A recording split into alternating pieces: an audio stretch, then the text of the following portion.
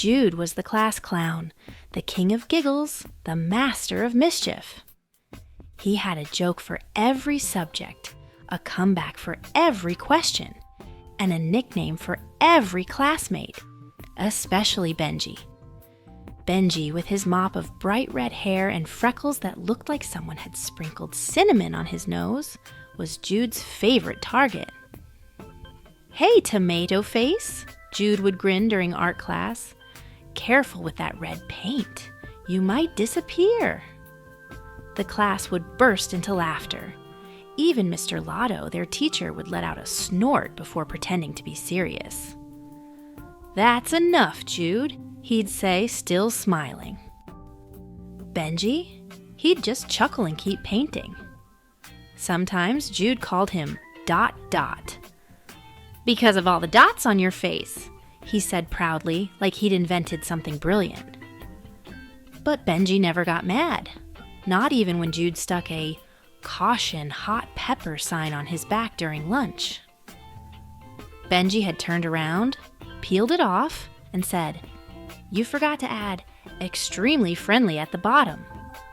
Jude didn't know what to do with that. Benji was weird, not in a bad way, just calm, cheerful, always humming, always offering people carrot sticks from his lunchbox. Even Jude. "Want to trade?" Benji asked once, holding out half his sandwich. Jude blinked. Why would you offer food to someone who just called you a traffic cone? Benji shrugged. "Maybe you're just hungry." Jude had taken the sandwich, and then made a face. "You eat this? What even is this?" "Beetroot and cheese," Benji replied. "Gross," was all Jude said before he proceeded to eat it all. Benji was the kind of boy who always had grass on his socks and dirt under his fingernails, but in a neat, cheerful sort of way. He lived in a small yellow house at the corner of Maple Lane, with flower beds bursting out front and a sleepy tortoise named Maxwell who never moved faster than a leaf in the wind. Benji talked to Maxwell every morning, crouching beside him with bits of strawberry in hand. "Morning, Max," he'd say. "Don't forget to blink once in a while." Inside the house, things were just as gentle. His mom made blueberry pancakes every Sunday. His dad played soft jazz on the radio. And in the back room, his grandpa carved little animals out of wood, quietly humming as curls of sawdust floated through the air like feather-light snow. Benji's favorite carving was a tiny wooden whistle shaped like a bird. Grandpa had given it to him on his 7th birthday. "It sings when you blow it right," he whispered, "just like a robin saying hello." Every recess at school, Benji would wander to the edge of the playground, near the trees, and blow the whistle softly. Tweet, tweet, tweet. The sound was sweet and clear, and sometimes, if the day was just right, a bird in the branches would call back. One Tuesday afternoon, while a group of kids played tag near the monkey bars, Jude spotted him. "Hey everyone, look!" Jude shouted, pointing. "It's Dot Dot and his imaginary pigeon friends." A few kids laughed. Jude swaggered over, arms folded, a smirk on his face. "What is that thing?" he asked, peering at the whistle. Benji held it out proudly. "It's a bird whistle. My grandpa made it. Want to hear?" Without waiting, he blew a soft note. Tweet, pause. A sparrow rustled in the branches above and let out a chirp of its own. Jude stared. "Wait, did that bird just answer you?" Benji grinned. "Sometimes they say hi. You just have to be patient." Jude tilted his head just for a second.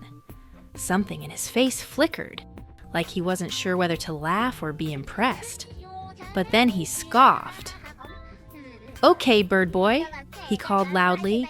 "Say hi to your feathered cousins for me." The laughter came again, bouncing across the yard. But Benji didn't flinch. He slipped the whistle back in his pocket and gave Jude a little nod. "Birds are cooler than people think." Jude rolled his eyes and walked away. But that night, while brushing his teeth, he thought about that sparrow and the tiny whistle. And for a moment, he kind of wished he'd asked to try it. The next Friday, Jude and his classmates went on a trip. It was supposed to be an easy school outing.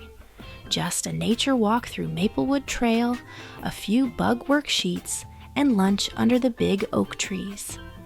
The teachers handed out clipboards and little packets of sunflower seeds. The air smelled like damp leaves and wet bark. But Jude wasn't paying attention to seed facts or leaf rubbings. He had gathered his usual crew, 3 boys who laughed a little too hard at his jokes, and they slipped away from the group while Miss Clara was explaining tree rings. "Come on," Jude said, grinning. "Let's check out the creek." The trail narrowed as they wandered off path. Birds rustled in the branches. One boy snapped a twig and nearly jumped at the sound, but Jude led the way, hands in pockets, whistling a silly tune. Soon they reached the creek, just a thin stream of water winding through mossy rocks. But to Jude, it looked like an adventure waiting to happen. "Check it out," he said, pointing at a thick log stretched across the stream. "Bet I can cross that." One of the boys laughed nervously. "It's kind of slippery." "Exactly," Jude smirked. "That's what makes it fun." He climbed onto the log before anyone could stop him, arms out like a tightrope walker. The bark was slick, and the water below gurgled quietly. "Careful," one boy called. But Jude was already halfway across when his foot slipped. Splash! He tumbled off the log and landed with a loud grunt. The creek wasn't deep, but he'd fallen between 2 mossy rocks. One leg was stuck, and as he tried to stand, pain shot through his ankle. "Ah! Ow! Guys, help!" he called out to his friends. The other boys froze on the bank. None of them moved. "Go get a teacher," one shouted, but no one ran. No one knew which way to go. Meanwhile, the water crept higher, slowly but surely. Jude's breathing got faster. "Hello, somebody!" he screamed. Then, through the trees, came a sound.